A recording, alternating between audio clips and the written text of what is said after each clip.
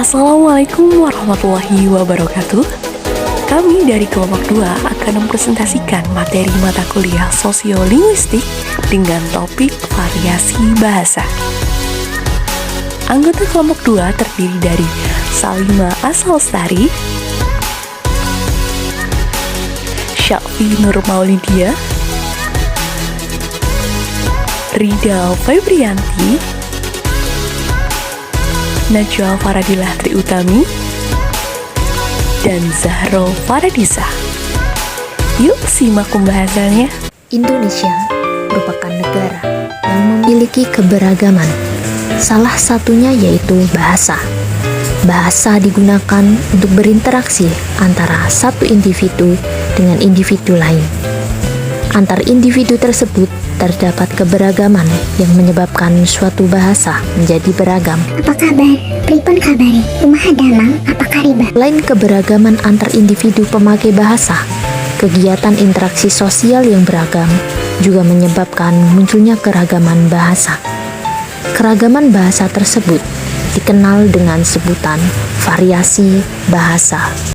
Variasi bahasa merupakan wujud penggunaan bahasa yang berbeda akibat dari keragaman dalam masyarakat bahasa, seperti kegiatan sosial, situasi, bahasa, dan sebagainya. Variasi bahasa digolongkan menjadi 4, yaitu variasi bahasa dari segi penutur, dari segi pemakaian, dari segi keformalan, dan variasi bahasa dari segi sarana. Variasi dari segi penutur terbagi ke dalam beberapa jenis. Yang pertama, variasi yang disebut dengan ideolog. Yang kedua, variasi bahasa yang disebut dengan dialek. Yang ketiga, variasi yang disebut dengan kronolog. Dan yang keempat, variasi yang disebut dengan sosiolog. Assalamualaikum warahmatullahi wabarakatuh. Perkenalkan, nama aku Inaya Dwi Agustina, galak dipanggil Naya. Asal aku dari Lubuk-Linggau, Sumatera Selatan. Halo, kenale, nama aku Inaya Rufaida. Nama panggilan aku Naya. Aku asal dari Bangka Belitung. Halo, kenalna, namanya Nyong Nurisna Sabrina, biasa diundang Isna. Nyong sing Desa Kesuben, Kecamatan Lebak Siu, Kabupaten Tegal. Video tadi merupakan salah satu contoh variasi bahasa dari segi penutur yang digolongkan ke dalam dialek. Dialek sendiri merupakan variasi bahasa dari sekelompok penutur yang jumlahnya relatif yang berada pada satu tempat, wilayah, atau area tertentu.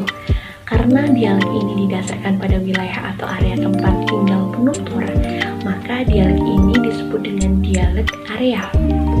Para penutur dalam satu dialek, meskipun mereka mempunyai ideolognya masing-masing, memiliki kesamaan ciri yang menandai bahwa mereka berada pada satu dialek yang berbeda dengan kelompok penutur lainnya yang berada dalam dialeknya sendiri dengan ciri yang menandai dialeknya juga. Selanjutnya, variasi bahasa berdasarkan pemakaiannya. Laporan secara lisan kepada Presiden Soeharto yang menurut rencana akan datang ke Jawa Timur pada tanggal 2 November mendatang di Pondok Genggong, Probolinggo. Dalam video tadi, termasuk dalam variasi bahasa berdasarkan pemakaiannya. Karena terdapat reporter yang menjelaskan berita yang termasuk dalam bidang jurnalistik. Selanjutnya, variasi bahasa ragam keformalan. Martin Jones dalam bukunya yang berjudul The Five Clock membagi variasi bahasa menjadi 5 macam. Yang pertama, ragam beku. Yang kedua, ragam resmi. Yang ketiga, ragam usaha. Yang keempat, ragam santai. Dan yang kelima, ragam akrab. Yang memakmurkan masjid adalah mereka yang berziarah kepadaku, yang menjadi tetamuku, kata Allah Subhanahu wa ta'ala. Hadirin yang semoga dirahmati oleh Allah Subhanahu wa ta'ala, kalau kita menjadi tamunya pejabat, tamunya orang mulia, orang dermawan, orang kaya. Video sebelumnya merupakan salah satu contoh dari variasi bahasa ragam beku, karena di dalam video tersebut terdapat pola yang tidak dapat diubah dan juga kata-kata yang digunakan bersifat kaku.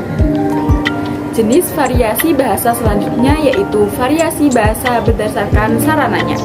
Variasi bahasa berdasarkan sarananya dibagi menjadi 2. Yang pertama ada ragam tulis dan yang kedua ada ragam lisan. Berikut adalah contoh ragam bahasa tulis seperti koran atau surat kabar, surat lamaran pekerjaan, karya ilmiah, dan lain-lainnya.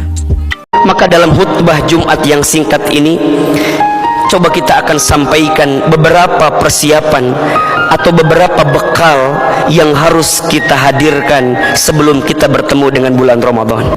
Dari video tersebut terlihat ada seorang ustadz yang sedang melakukan khutbah di sholat Jumat. Nah, video tersebut termasuk dalam ragam lisan karena terdapat seseorang yang memenuhi ruang dan waktu dalam kegiatan tersebut. Demikian presentasi dari kelompok 2 terkait dengan variasi bahasa. Terima kasih yang sudah menyimak video dengan baik. Semoga bisa bermanfaat.